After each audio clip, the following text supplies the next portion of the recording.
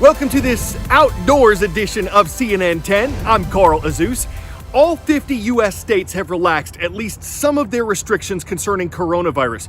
But as the 2019-2020 school year winds down, a lot of questions are being raised, not only about summer learning loss, but about what happens in the fall. The guidance from the White House says that American schools can reopen in states that have seen a lasting decrease in new COVID-19 cases and whose hospitals aren't overloaded with patients. It also says there should be no sign of a rebound of COVID-19 in these states. The guidance from the Centers for Disease Control says that schools should be ready to screen everyone for COVID-19 symptoms, carry out extensive disinfecting, help people keep their distance from each other, and have a response plan with health officials in place if someone on campus catches coronavirus. But in many cases, the final decision on this will be up to the school districts themselves. Certain schools in Montana and Idaho have reopened, while other states have said distance learning could continue in the fall. Critics of schools that reopen at this point say they're putting students and their families at risk for coronavirus. Supporters say teachers and students want to get back in the building and that the school's prepared to reduce the risk. The number of coronavirus cases differs from state to state. The rules that are still in place differ from state to state. So it's just too early to know what the country's education landscape will look like in the fall. And it's possible that any plans that are in place could change. That happened at 66 schools in South Korea. Within 2 hours of the time they reopened their doors, they closed them once again. But in other parts of the country, learning is back in session. Here in South Korea, high school seniors are heading back to schools this Wednesday, and it really feels like a milestone in the country's fight against coronavirus.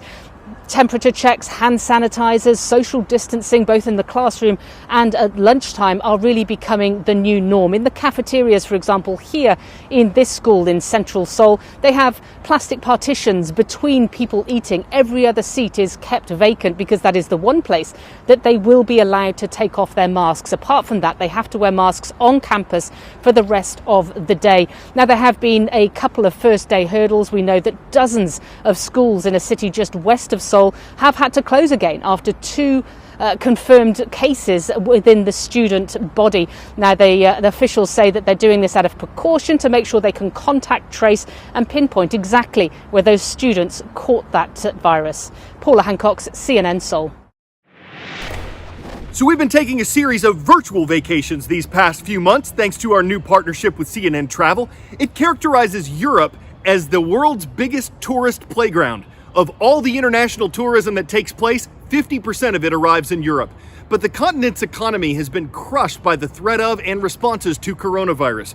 With the summer travel season approaching, European countries are trying to figure out how they can reopen borders and transportation networks to encourage people to visit and spend money once again. A European Union official says everyone wants to get away after the lockdowns and enjoy their summer holidays, but that staying healthy and safe are key because coronavirus isn't expected to go away. Many EU border restrictions are expected to be lifted next month. Italy plans to reopen its internal borders next month. This would allow Europeans to visit other European countries, though people from other continents may still have to wait to go there. Cyril Venier walks us through France, a nation that alone attracts almost 90 million tourists a year. Stunning views, majestic castles, centuries of history. The Loire Valley is one of the crown jewels of French tourism, drawing 6 million visitors a year from all over the world, an industry crippled by the coronavirus. After a nearly 2-month national confinement and with borders mostly shut to outside travel, tourists are now a rare commodity. Château Chaumont, once owned by the Queen of France, is one of the first in the region to reopen. It's so calm and it's so peaceful here. It's tempting to forget that there's a coronavirus epidemic, but of course you can't. In fact, the only reason the chateau was able to reopen is because here too there are strict social distancing guidelines. Mask on, gel on your hands, there's a predetermined route that you must follow through the domain, and the number of visitors has been capped in order to avoid crowds. It's been a while since we haven't been out, so it feels good. Just a trickle of visitors today, all of them locals. Travel is still limited to a 100-kilometer radius. Martine and Jean-Marie Arouet had plans to visit Denmark and Uzbekistan this summer. That will have to wait. In a way, this period's very good. We often forget to visit these beautiful sites in France, but it's a magnificent country. The chateau doesn't expect to see its usual foreign visitors this summer, about a third of its business, they say. But the domain manager does see a silver lining. I hope that the increase in French visitors who'll come because they can't travel abroad will make up for the foreign visitors who sadly won't be able to come. Here in Paris, however, there's no silver lining on the horizon. The main attractions remain shut. The Eiffel Tower and the riverboats.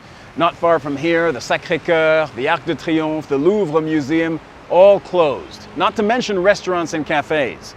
And with Paris still considered a red zone for the coronavirus, there's no telling when any of them might be allowed to reopen. 10-second trivia. Which of these countries is located closest to the equator? Singapore, Sri Lanka, Philippines, or Vietnam?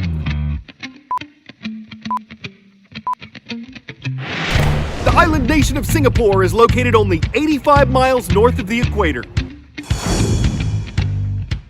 Singapore is an island, a country, and a city, but it's not very large. In terms of land area, it's less than half the size of Houston, Texas, and yet Singapore has almost 3 times the population of the American city, so it's very densely packed with people, and Singapore's government wanted to bring in more greenery and technology to the center of the island. So it added a man-made mechanical forest, and it's time to go climbing in Super Tree City. Located in a waterfront park known as Gardens by the Bay is Super Tree Grove. This mechanical forest is a utopia for nature in a very urban location.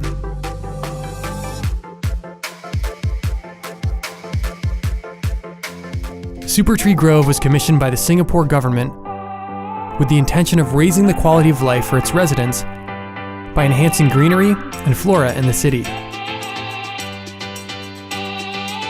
This man-made mechanical forest consists of 18 super trees. The trees range between 80 to 160 feet high and are connected by a walkway which allows visitors to cross between them and view the city from the treetops. With their thick trunks and network of thin, neuron-like branches, each tree acts as a vertical garden. Over 160,000 varieties of orchids, ferns, and other climbing plants have been planted in the trees. The trees also generate solar power. 11 of the trees are fitted with solar photovoltaic systems that convert sunlight into energy. This provides lighting that allows the trees to come alive at night, making this an all-day, all-season horticultural heaven.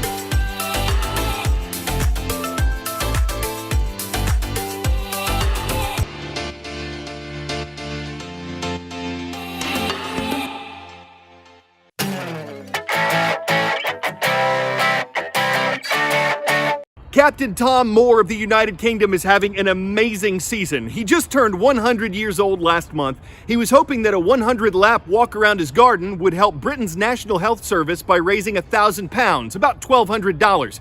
He raised more than $39 million. That earned him a Guinness World Record for the most money raised by a charity walk. But then, a single he made with British singer Michael Ball went to #1 on the charts. That earned Captain Moore another world record for being the oldest person to hit #1. But then he found out he was being awarded a knighthood for his fundraising. Captain Moore says he's delighted and overawed.